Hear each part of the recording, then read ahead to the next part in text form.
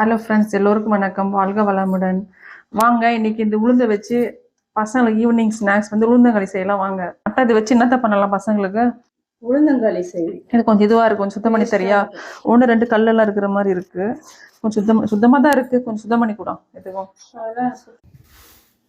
நல்லா இருக்கா? எப்படி செய்யிட்டு இந்த டம்ளரில் வந்து ஒரு டம்ளர் உளுந்து எடுத்திருக்கேன். இதை வந்து நல்லா வறுத்துக்கலாம். மற்ற நாலு கொஞ்சம் வெள்ளை உளுந்து நாள் கூட இல்லை, அதான் நம்மளுக்கு கலர் தெரியும், மாறுறது தெரியும், நம்மளுக்கு தெரியாது. வாசனை வரும். உளுந்து வந்து கொஞ்சம் கொஞ்சமா சேர்த்து வறுப்படணும்.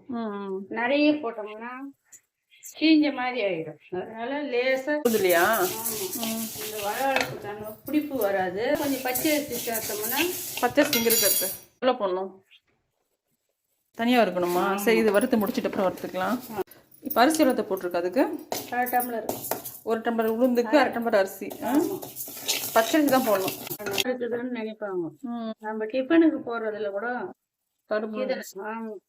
அது கழுவுல ஊற வச்சு கழுவிட்டு, அதாவது பாதி தான் கழுவணும், பாதி போட்டு இருக்கணும். அப்ப இட்லி கருப்பா இருந்தா பரவாயில்லையா? கருப்பா இருந்தா கூட சக்தி இருக்குதான்னு தான் பார்க்கணும். வெள்ளையா சாப்பிடறதுனால ஒண்ணும் ஹெல்த்தி கிடையாது. நீங்க அந்த பொட்டு உளுந்து பாதி கொழுந்து அத்த நான் கூட ஊற வைக்கலாம் நினைக்கிறது கருப்பு உளுந்து. ஆனா அது கழுவுறது கஷ்டப்பட்டுனே அட போடா இந்த வெள்ளை உளுந்து ஊற வச்சலான்னு ஊற வச்சிருக்கேன். தான் இருக்கிறதே சக்தி. சரி அத்த, நான் நம்ம வீட்டுல கொஞ்சம் இருக்கு, கருப்பு உளுந்து கொஞ்சம் இருக்கு. நெக்ஸ்ட் டைம் டிஃபன் வச்சு இந்த ஸ்டேஜில் ஆஃப் பண்ணிடலாம். அரிசி உளுந்தையும் நல்லா கொஞ்சம் குறைப்பாக பொடி பண்ணிக்கலாம். பொடி பண்ணிவிட்டு 1 டம்ளர் உளுந்து மாவுக்கு 3 டம்ளர் தண்ணி ஊற்றி நல்லா கொதிக்க வைக்கணும். ஏன் இந்த பசங்களுக்கு, இந்த பெண் பிள்ளைகளுக்கு ஏன் இந்த உளுந்து அடிக்கடி கொடுக்கணும்னு சொல்றாங்க? இடுப்புக்கு நல்லா வலுவு. இடுப்புலயே தெரியாது. இது வாரத்துல எத்தனை நாள் கொடுக்கலாம் பசங்களுக்கு? வாரத்துல 2 நாளைக்கு கொடுக்கலாம். இப்ப நம்ம பாப்பாவுக்கு வாரத்துல 2 நாள் கொடுக்கலாம். கண்டிப்பா கொடுக்கலாம். உளுந்தங்கஞ்சி, உளுந்த வடை, வெந்தம் வந்துச்சா? அத்த வெந்தய களியெல்லாம் சொல்றாங்க. வெந்தய களியில எப்படி செய்யணும்? இதே மாதிரி அது கூட உளுந்தங்களி எலும்புக்கு சத்துன்றாங்க. வெந்தய களி என்னத்துக்கு சத்து தரணும்ன்றாங்க? வயிற்றுல புண்ணு. இப்போ இந்த வெள்ளை பாவம் சேர்த்துட்டா போதும். வெள்ளம் ஏன்னா வேகத்துக்கு முன்னாடி எண்ணெய் ஊற்றிட்டோம்னா அந்த உளுந்து வேகாது. இது நம்மளுக்கு பக்குவம் எப்படி தெரியும்? ஃபர்ஸ்டே சேர்க்கக்கூடாது. கொஞ்சம் குறப்பு இருந்தா சாப்பிட நல்லா இருக்கும். நீங்க ஒரு முறை செஞ்சு கொடுத்த, இப்போ இன்னொரு முறை செய்யற, இப்போ டேஸ்ட் பண்ண போற எப்படி இருக்குதுன்னு. சரி, இதே மாதிரி சொல்லி கொடுத்துருக்கல, இதே மாதிரி நான் பாப்பாக்கு அடிக்கடி செஞ்சு கொடுக்குறேன். இப்போ பெரிய பொண்ணு ஆகுனா பாப்பாக்கு, இந்த பெரிய பொண்ணு ஆகும்போது பசங்களுக்கு இந்த 9 நாள் கொடுத்து ரொம்ப நல்லதா? 9 நாளும் இதையே கொடுக்க கூடாது. உளுந்தங்களி 1 நாளைக்கு கொடுக்கணும். உளுந்து வடை வந்து டெய்லி கொடுக்கும். ஏன்னா உளுந்துலதான் வந்து சக்தி நிறைய இருக்குது. உளுந்துல கொடுக்குற சக்தி தான் வந்து பின் காலத்துல அதுங்களுக்கு எதிர்ப்பு சக்தி நல்லா இருக்குன்றதுனால இந்த உளுந்தங்களியை வந்து செய்து கொடுப்போம். உளுந்து வடை வந்து டெய்லி கம்பல்சரி கொடுப்பாங்க. காலையில சாயந்தரம் 2 வேளையுமா? இல்ல அதே போல புட்டு செய்து கொடுப்பாங்க. அதான் புட்டு வடை கொடுக்குறாங்க அந்த காலத்துல. கொடுப்பாங்க. அதுவும் ராகியில புட்டு செய்து கொடுப்பாங்க. புழுங்கல் அரிசியில புட்டு செய்து தருவாங்க. அதுல வந்து கொஞ்சம் எள்ளு சேர்ப்பாங்க புட்டுல.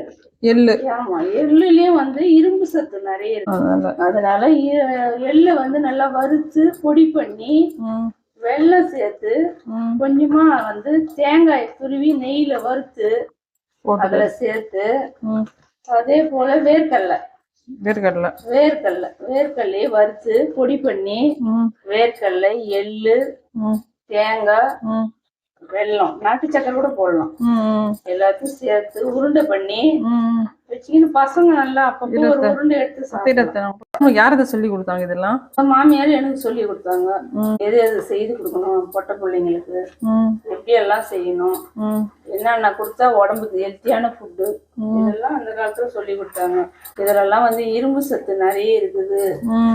அதனால பொட்டை பிள்ளைங்களுக்கு வந்து ஆண்களை விட பெண்களுக்கு இந்த இரும்பு சத்து நிறைய தேவைப்படுது அப்படின்றதுனாலதான் அந்த காலத்திலேயே சொல்லி கொடுத்துருக்குறேன்.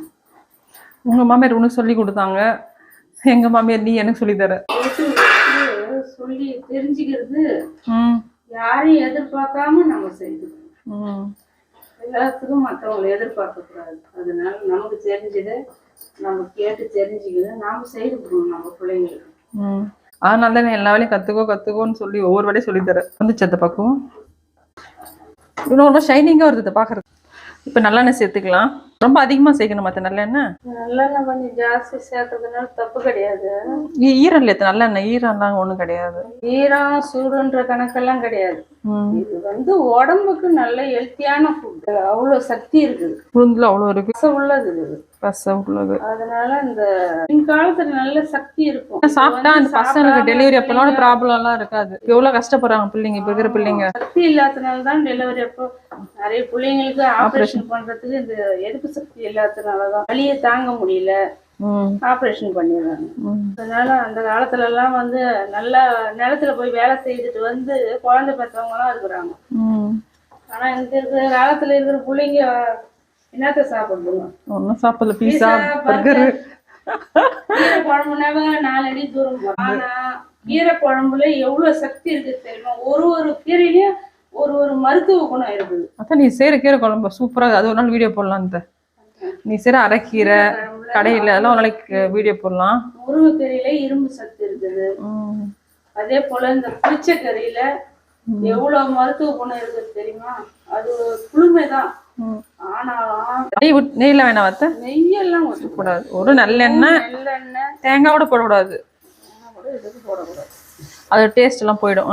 வெறும் உளுந்து, அரிசி, நல்லெண்ணெய், இந்த 3 பொருள், வெல்லம், 4 பொருள் இருந்தா உளுந்தங்களி ரெடி. உருண்டு வந்தது நல்லா இன்னும் 6 இருக்கும், நல்லா கெட்டியாயிடும். வாசனையே நல்லா சூப்பரா இருக்குது. கம்ம கம்மன்னு இருக்கு அந்த உளுந்தோட வாசனை. வெள்ளம் உளுந்து வரும்போது ஒரு வாசனை வருது, இந்த கருப்பு உளுந்துல செய்யும்போது ஒரு வாசனை இருக்கு. பொட்டு உளுந்து, பொட்டோட மனம் தான். லாஸ்ட்ல கொஞ்சம் இறக்கும் போது நல்ல எண்ணெய் ஊற்றணும்.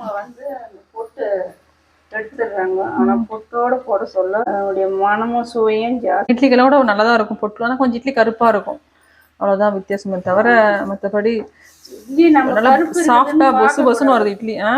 வந்தாட்டோரும் இருக்குதுன்னே நம்ம நினைக்க கூடாது. அதுல சத்து எவ்வளவு இருக்குது அதை தான் நம்ம யோசிக்கணும். இந்த மாதிரி உருண்டு வரணும் நல்லா. இப்போ டவல் ஒட்டாம அப்படியே என்ன ஷைனிங்கா வருது. இந்த மாதிரி உருண்டு வரணும் நல்லா, இன்னும் ஒட்டாம வரணும். எண்ணெய் நல்லா வந்துச்சு, ஊற்று நல்லா நல்லா கசிஞ்சு வந்துடுச்சு. உளுந்தங்களி சூப்பர் ரெடி ஆயிடுச்சு. இந்த வீடியோ உங்களுக்கு பிடிச்சிருந்தா லைக் பண்ணுங்க, ஷேர் பண்ணுங்க, கமெண்ட் பண்ணுங்க. மறக்காம ராஜ்குமார் சசிசன் சப்ஸ்கிரைப் பண்ணுங்க. பாய்.